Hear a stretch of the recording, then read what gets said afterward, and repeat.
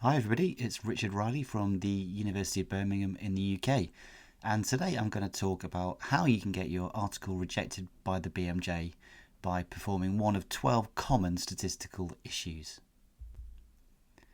Now I must say that I'm one of the 8 BMJ statistical editors, so I've got quite a lot of experience at this. I review sometimes up to 100 articles each year and follow a pathway that was led by pioneers such as Martin Gardner and Doug Altman. They saw statisticians to be like the Christmas star, lighting a way of good research integrity and good practice for others to follow. So the statistical reviews at the BMJ were very thorough. We help identify flaws, concerns. These lead to the BMJ rejecting articles, maybe sometimes giving statistical reports for authors to address to then help us make decisions at the revision stage. You may know many good practice articles in the BMJ that are written by statisticians. Most famous, of course, the Altman and Bland BMJ statistics notes, so check those out if you've not seen them.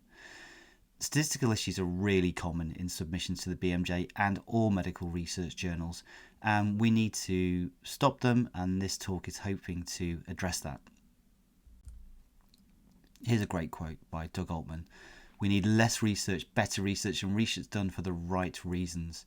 What he says as well in the article is, what then should we think about researchers who use the wrong techniques, either willfully or in ignorance, use the right techniques wrongly, misinterpret their results, report their results selectively, cite the literature selectively, and draw unjustified conclusions? We should be appalled, and this talk is in that vein.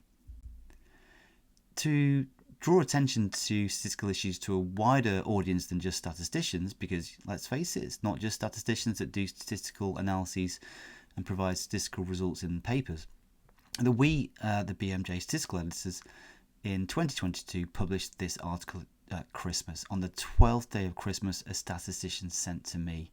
Now, we wanted to reach a broader audience, so we basically made it a little bit more fun and engaging, to be educational and to be read by a wider audience. We highlight 12 items. Obviously, we just made 12 to fit with the 12 days of Christmas. We probably could have had a lot more, but these are the 12 ones that we, as the BMJ statistical editors, thought are the most common and most important to flag, and this is what I'm going to do today in this talk. A caveat, of course, is we ourselves, as the BMJ editors, also make errors. We have made many of these statistical mistakes in our research articles. As we've progressed over time, you hope to learn and move forward and use better practice. So in the context of what I'm saying, we are all learning and we are all relearning, and that's so important, and that's the framework of this talk and why I want to share it with you today. Okay, day 1. Clarify your research question. So the research question, it should be fundamental to everything we're doing in medical research. What is it you're trying to answer?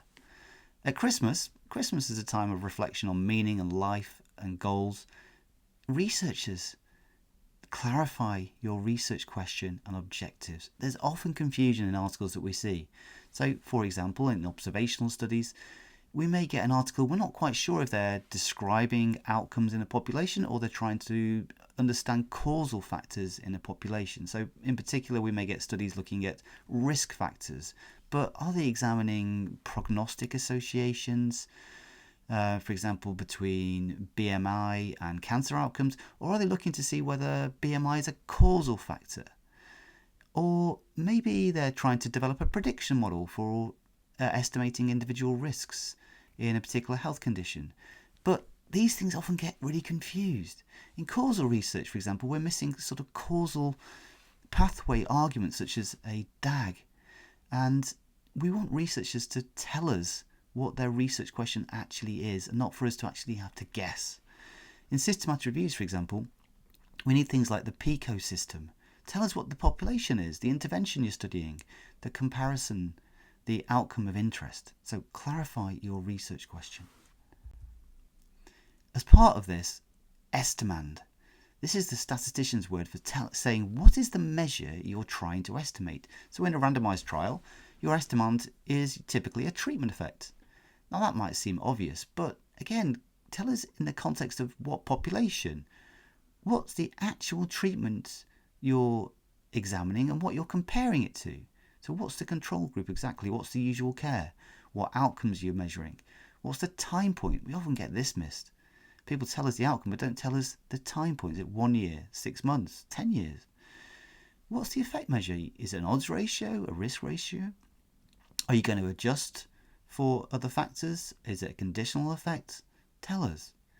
Similarly, in a meta-analysis, you may think, oh, that's obvious, it's a summary result. But a summary result of what? Are you defining a particular length of follow-up in a trial? Is it a particular time point you're summarising it for? Are you looking at multiple summary effects for different time points? Tell us, make it clear and transparent in advance so that we know your research question and we know what you're trying to achieve so we can judge your statistical methods in that context. Day 2. Focus on estimates and confidence intervals of clinical relevance, not just p-values.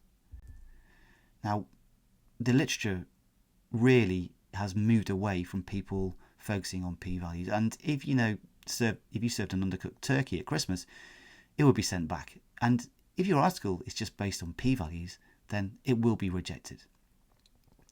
We can do it better because we can focus on effect estimates like odds ratios, or risk differences.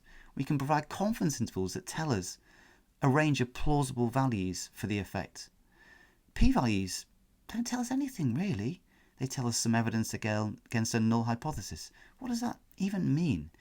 Clinically, we need magnitudes of effect. We need to understand how implementing a treatment may impact upon a population's health. And crucially, of course, statistical significance does not equal clinical significance. So we may have a paper that gives us a risk ratio of 0.97. Confidence interval does exclude the null value of 1. Therefore, the p-value is less than 0.05. Wow, fantastic. P is less than 0.05. Highly significant finding. Significant statistically, yes, but the effect is tiny. So this tiny effect may not be relevant for clinical decision making, even though it's statistically significant.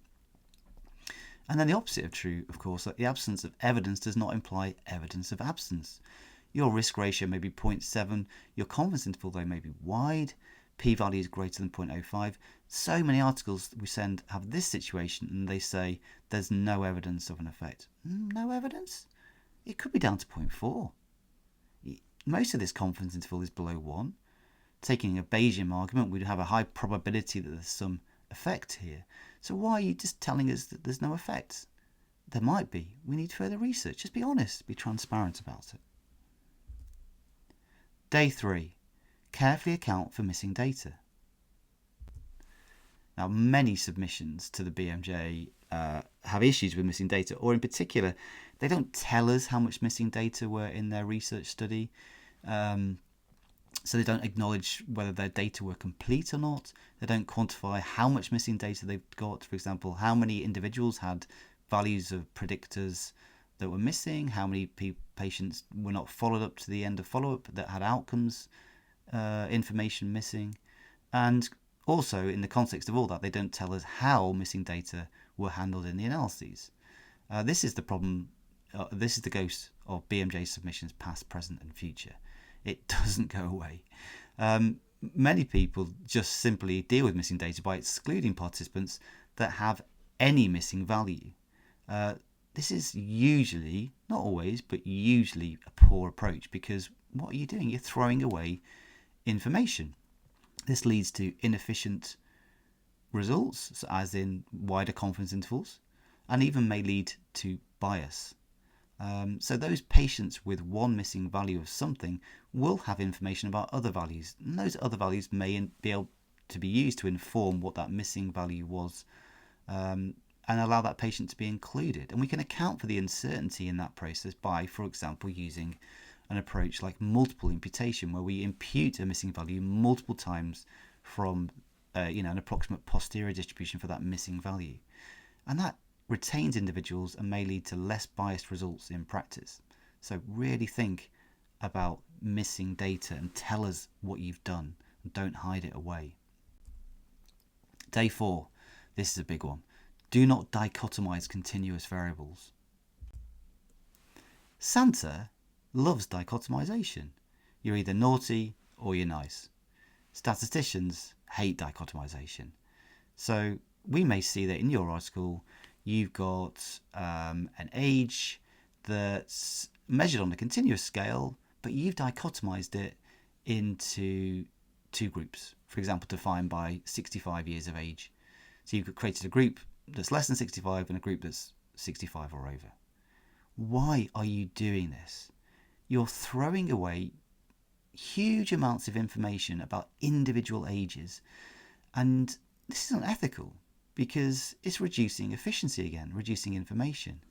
So there's a paper here by McCullen.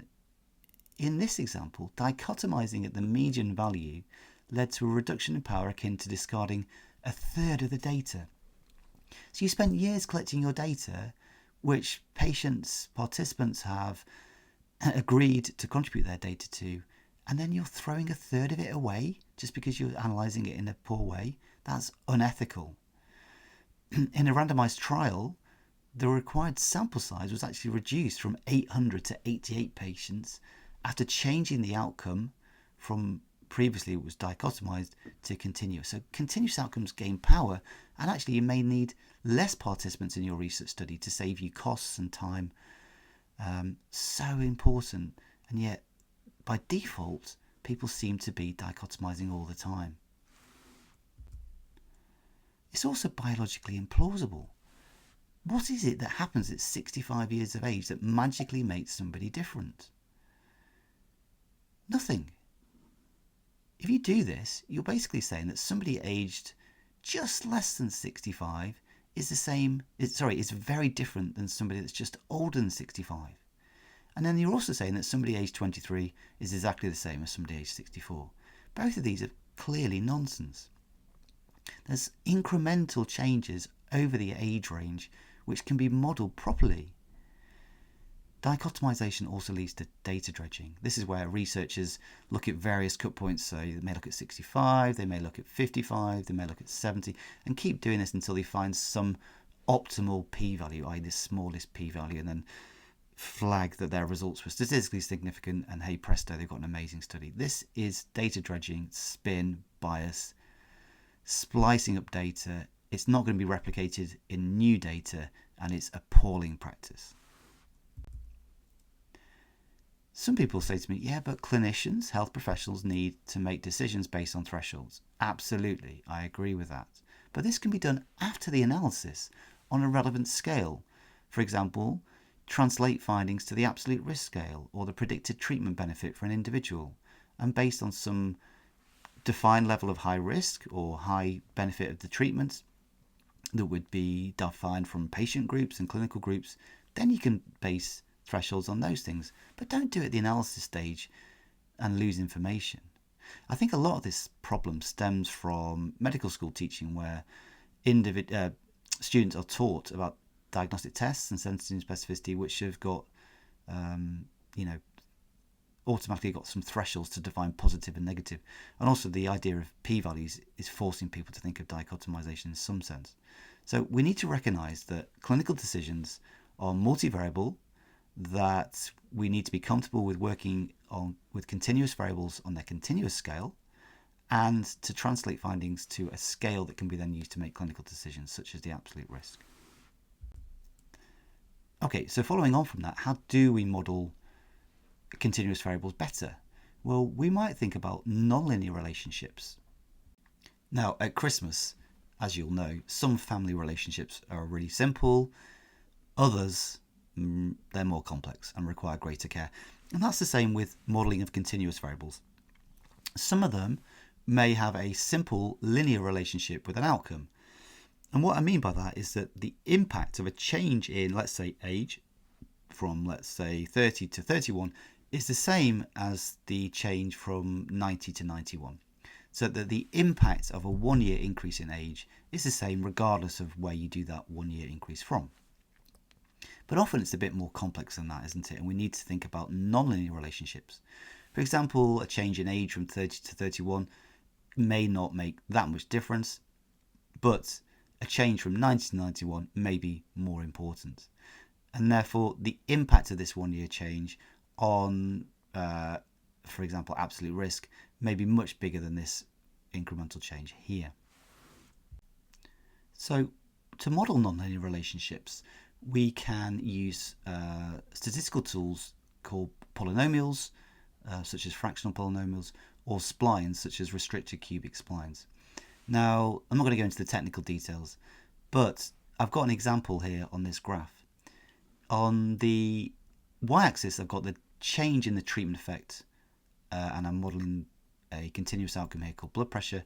And on the x-axis, I've got age. Now, my reference group is going to be somebody aged 55. So what this graph is looking at is there a change in the treatment effect depending on someone's age relative to an age of 55?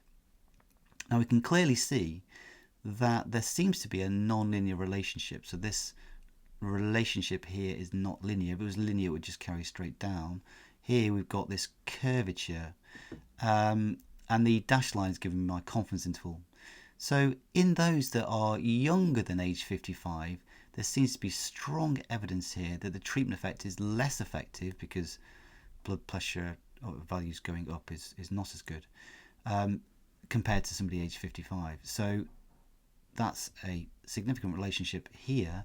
And as you go on, it's less clear what's going on, but there doesn't seem to be any strong evidence that the treatment effect is changing for those that are older than 55 in this area. So evidence of a less effective treatment when you're younger, but when you're older, it seems to be working similarly based on this evidence available. So a nonlinear relationship. Please think about modelling nonlinear relationships. If you're really interested in continuous variables and their impact, then don't get dichotomized and think about modelling a nonlinear trend. Day 6, we might say to you, please quantify your differences in subgroup results. So by subgroup analyses, I mean where people start to look in subgroups, subsets of participants in the data set. So for example, in those that are male, in those that are smokers, in those with a particular family history of a disease or something like that. Now, when we do this, we're starting to move into a territory of often secondary analyses or maybe a little bit of exploratory work. But even so, these analyses are so poorly done at the BMJ, and a major mistake is to conclude that results for one subgroup are different from another subgroup without actually quantifying the difference in their results. So, for example, let's say I've got two groups defined by whether people eat sprouts at Christmas. And I'm looking at a treatment effect, and my treatment effect for those that eat sprouts has a relative risk of 0.67. Confidence interval is all below 1. P-value, of course, significant. Don't eat sprouts. That group, relative risk is not quite so low. Confidence interval is wider. P-value is greater than 0.05. Now, what people might say in this situation is that there's strong evidence, again often based on the p-value, but also looking at the confidence interval, that those that eat sprouts, the treatment works, but those that don't eat sprouts, the treatment doesn't work. So you might see an amazing headline, maybe in a newspaper like the Daily Mail, they might say eating sprouts is important. But you've got to be really careful in this situation, because what you've done is you've based that statement on the fact that one group has a significant p-value and the other does not. But if you were to quantify the difference between groups, so the difference in the risk ratios, or the ratio of the risk ratios, what we'd find is that we have this ratio of risk ratios 0.76. So yes, the risk ratio is lower in those that eat sprouts compared to those that don't eat sprouts, but the confidence interval is quite wide. There may be a difference, but there may not. There's not strong enough evidence, I wouldn't suggest, from this result to start making recommendations that we should all be eating sprouts. But this is a common issue in medical research articles that we see, that we have this spin on subgroup effects. And also the concern is, how many subgroup effects are people looking at before they tell us this one result as well? So just be really careful. Pre-specify your subgroup analyses and quantify the difference between them, sometimes also called the interaction. All right, day 7. Consider accounting for clustering. Now, I mentioned about the BMJ statistical editors. We're a nice bunch, but sometimes statisticians are labelled as being a little bit introvert. And indeed, at the BMJ Christmas party, we might cluster together in a corner and avoid eye contact with other people that are there that maybe we've rejected their articles over the last year. But just as we might cluster together, your study may also contain clustering. So, for example, you may have participants from e-health records, and in that data set, there's clustering by practice or hospital. In an individual participant data meta-analysis, you would have data arising from multiple studies, so there's clustering by study. If you were looking at a monitoring situation and you're following people over time, you might record systolic blood pressure at multiple time points from the same patient. So you've got multiple data observations for the same patient. So there's clustering within patients. So clustering of data, what that means is that your clusters are more similar to each other. So patients within the cluster are more similar to each other than patients in other clusters. So clearly people in the same practice would have the same clinical care, a lot of the same doctors. They may come from a similar deprivation background. In an IPD meta-analysis, people clustered within the same study would have the same dose of treatment, perhaps, the same clinicians. Again, so there's reasons why you would expect results and outcomes to be more similar in people in the same cluster than those in different clusters. So the implications of ignoring this is you're basically saying your sample size is bigger than it is. So you would get too precise confidence intervals. So for example, if you treated multiple blood pressure values from the same patient as if they were from different patients, you're pretending that your sample size is bigger than it is, because actually you've only got one patient there. So if you ignore clustering, you tend to get too precise confidence intervals, and sometimes in some situations, again, it may lead to bias, particularly for non-continuous outcomes. We can address this, for example, using multi-level models that allow for the clustering nature, or you may have heard of models such as random effects models, and they are important ways to account for clustering. We may even do it in the derivation of confidence intervals using robust standard errors too. Day 8, meta-analysis. Interpret I-squared and meta-regression appropriately.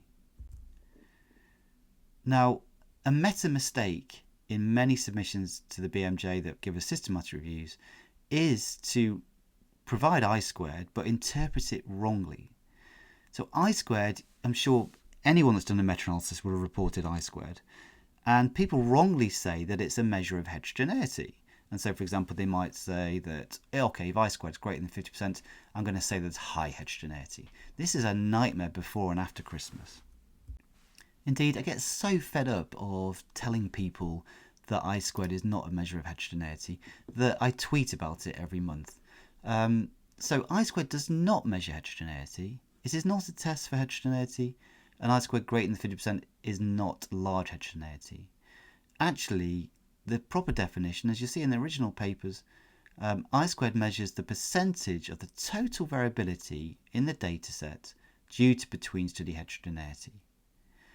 Now, this means that I-squared depends not only on the amount of between-study heterogeneity, but also the amount of within-study variability, i.e. the standard errors or the uncertainty around the estimates within each of the studies in the meta-analysis. So you've got a lot of small studies, the within-study variability is going to be large. And therefore, just simply by having large studies, simply by having small studies, and therefore having large within-study variability, your I-squared may look very low. But conversely, if you happen to have very large studies, such that you have very low within-study variability, your I-squared may then look very large, even though in both the situations, the actual between-study heterogeneity is the same, because it's a relative measure. So you're comparing how much of the total variability is due to the between-study variability. So it depends on that other component within trial variability. Lovely paper by Goethe Rucker, undue reliance on I-squared in assessing heterogeneity may be misleading. So please think about the interpretation of I-squared before pressing on with your meta-analysis submission. Another common issue for meta-analysis papers is where they use meta-regression to examine individual level covariates but use aggregated values of that covariate. Best to explain this from this example. This has got 10 trials of treatment effect for reducing systolic blood pressure in hypertension patients. I've got 10 studies, the bigger squares denote the bigger studies, and each of these studies is giving me an estimate of the treatment effect. Now, if I was to look at the relationship between that treatment effect and the proportion male in the trial, I'd have this very strong, solid line, which is suggesting that in those trials with a higher proportion of male, the treatment effect is actually closer to 0 and less good. So you might want to conclude from that the treatment does not work as well in males. But this is usually misleading, because what's happening is you're using aggregated values of male, proportion male in the trial, rather than looking at an individual's gender as defined at the individual level. So, for example, if we're looking to see the difference between males and females, actually the individual level, the treatment effect can be examined with individual participant data, but most meta-analysis only has summary results. So they do this graph of the overall treatment effect in a study versus the proportion male in the trial. If we were to have the individual participant data, which I actually did have here, and model the difference between males and females, then that's denoted by the gradient of these dashed lines. And we can see that most of the dashed lines are pretty flat. In the bigger studies in particular, we have mainly flat lines. So that's suggesting there is no relationship between male and female and the treatment effect. The treatment effect is very similar for either males or females. But the meta-regression suggested that those studies that had a higher proportion male, the treatment effect was not as good. So what's happening here? This is study level confounding, or otherwise known as aggregation bias or ecological bias. It could be that in those trials that had a higher proportion male, for example, the dose was lower or the follow-up was shorter. So there are other reasons for the differences than the male covariate. So be very careful of using meta-regression to make inferences about individual level covariates. We should be having individual participant data for that. Day 9. So we're getting towards the end now. Assess calibration of your model predictions. So clinical prediction models are used to estimate outcome risks to inform, for example, diagnosis and prognosis in individuals. A well-known example is Q-risk when you're 40, or you may get called to your, particularly in the UK, to your doctor, and they will do a assessment of you and give you a Q-risk score, telling you your risk of cardiovascular disease in the next 10 years. Now, most model development studies that are reported are very, very poor. They only focus on measures such as discrimination, such as the error of the receiver operating characteristic curve, also known as the C statistic. If you just focus on discrimination, i.e. the separation between those that do and do not have an event, this provides an incomplete picture. You know, remember that unfinished 10,000 piece jigsaw from last Christmas? It's just like that. It's not helpful. There are other key measures: calibration and clinical utility. Calibration, why that's ignored, I have no idea, but it's really, really, really neglected. This is the agreement of the observed risks and the estimated risks from the model. So if you have a group of people for whom the model estimates a risk of 0.1, do we see that 10% of those individuals actually have the event? Clinical utility, another crucial measure. This is whether using the model actually has impact on practice in terms of patient outcomes and improved healthcare. C statistics don't really tell us anything like this. These are the measures that are really important to provide alongside the C statistic. If you're from a machine learning, data science background, this is really relevant to you, because so many machine learning articles just focus on optimizing the C statistic, and the calibration of those models is often really, really poor. Here's an example of what I mean by calibration. This is again taken from a BMJ article by Jar Jar, and we have the calibration plot, the observed risk against the estimated risk from the model, and this key calibration aspect is the calibration curve, the orange-yellow dashed line, And we see that this is not bad, is it? It's fairly close to the diagonal line of perfect calibration, although there is some slight miscalibration down the bottom end, so that in those with a predicted risk of around 0.1, their observed risks are slightly higher, about 0.15 to 0.2. Is that an issue? We'd need to look at clinical utility assessments to do that. So we don't know this if you don't present us a calibration plot. So please tell us the calibration performance when you're submitting your prediction models to the BMJ. Day 10. Carefully consider your variable selection approach. So variable selection methods are quite common in medical research articles. So for example, I'm talking about things like backwards selection, where we select what variables go into our models based on p-values and dropping variables in and out and seeing the impact. Now, this is not often needed, and in fact, a bit like those leftover turkey sandwiches, we really don't want to be seeing them most of the time. So for in-causal research, why are you thinking about backward selection? We should be thinking about including variables based on, for example, a DAG. In prognostic factor research, we'd normally be wanting to say, does a new factor add value over existing factors? So we might want to pre-specify those existing factors. You might call them adjustment factors, and force those in regardless of any statistical significance. And in prediction model research, we'd want to do variable selection usually by a method like the lasso, which introduces penalization and shrinkage as part of the model development at the same time as allowing variable selection. So really think carefully about just suddenly automating a variable selection approach without thinking about why you're doing it. It may even lead to bias and more problems than just putting all variables in anyway. Day 11, getting there. Assess the impact of any assumptions. Is Die Hard a Christmas movie? Debatable? I think it is, but others won't agree. Similarly, when you're making assumptions in your modeling or your analysis or whatever, then you need to be aware that not everyone's going to agree with those decisions. So you may assume linearity or proportional hazards. Have a look to see whether that assumption is justified. How would the results change under other plausible assumptions? So for example, sensitivity analyses are often done to say, okay, well, if we would change the assumption, then this is what the results would be. It would be more transparent and complete if you did that. So we encourage you to do that. Finally, day 12, use reporting guidelines and avoid overinterpretation. So I started with a quote by Doug Altman. Let's finish with a quote by Doug Altman. Readers should not have to infer what was probably done. They should be told explicitly. Proper methodology should be used and be seen to have been used.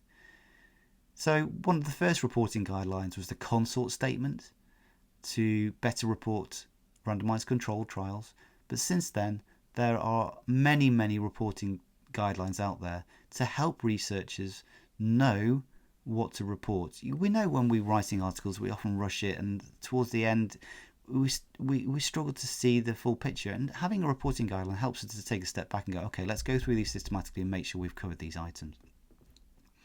So find the checklist that's relevant to your study and go through the items. You know, if you were Santa, you would go through that list twice. Reporting guidelines provide the minimum detail required. So you are allowed to provide more details, but it's the minimum required to allow others to understand what you've done and to critically appraise your findings. So for example, systematic reviewers need to be able to know what you've done and to extract core information. In this context, avoid overinterpretation and spin. So for example, statements such as there was a trend towards, there's no need, just say it as it is. Don't try and spin your findings to something that's going to change the world when actually, there's uncertainty. If you're looking for where to get information about reporting guidelines, go to the Equator Network page, and they've got a list of different types of studies and the guidelines that are available. There you can see consort, systematic reviews, PRISM as an example. For prediction models, there's the tripod guidelines. I can't stop without just quickly mentioning some barriers to good statistical practice. I'm a statistician, so I'm going to stick it for my field. There is a lack of professional statistical support in many research articles that we see at the BMJ. I can see this by people's background. There isn't somebody that's labelled as a statistician a lot of the time. Now, there are individuals, of course, that can do very good statistical practice and are not labelled as a statistician. I fully recognise that. But statistics is a professional academic field. We need to have professional statisticians involved in medical research. Lots of people dabble in statistics. Often the funding is not there properly to to allow statisticians to be involved for whatever reason. Often I see grant applications where in the last minute costs were cut and it's the statistician's time that was reduced. It may also be hard to attract or retain statisticians. I understand that many people struggle to find statisticians for their projects. Sometimes it may be a deliberate choice. This is one quote that I had recently in a BMJ article where I was asking about something, and this was the response that I got from the authors. They said, as clinicians, rather than statisticians, we encountered challenges in determining the issue without the assistance of statisticians. We acknowledge this limitation in our study. Oh, come on, get statisticians involved. Get the professional expertise involved. Another interesting thing is that a lot of people refuse to go against the method stated in their protocol. And this stems from a trials background where you specify methods in your protocol and you very strictly adhere to that. And I get this, but really, if those methods that you've stated are wrong or suboptimal, then is it right to be sticking to them? I don't think it is.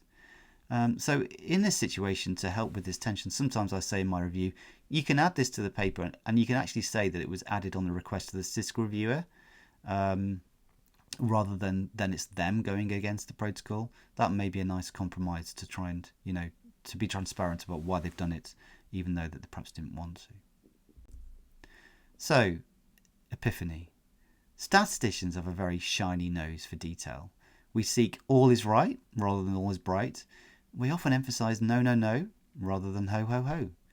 But underlying this, we have a good heart. We want to publish good stuff and make sure that the findings are reliable and robust. So for the BMJ, that means we want to publish the gold, not the mould, the frankincense, not the makes no sense, and the myrrh, not the So do please consider the 12 issues that I've gone through in this talk. Thanks so much for listening. I hope it's been helpful. Just want to finish by flagging the article again. So if you want to read the article, it's on the 12th day of Christmas, a statistician sent to me in the BMJ, published in 2022. You can see the link here. And if you wanted a one-page summary to print on your wall to go through before you submit articles to the BMJ, then click on one of these two links. I'll put it in the comments section below. So thanks again, and see you on the next video.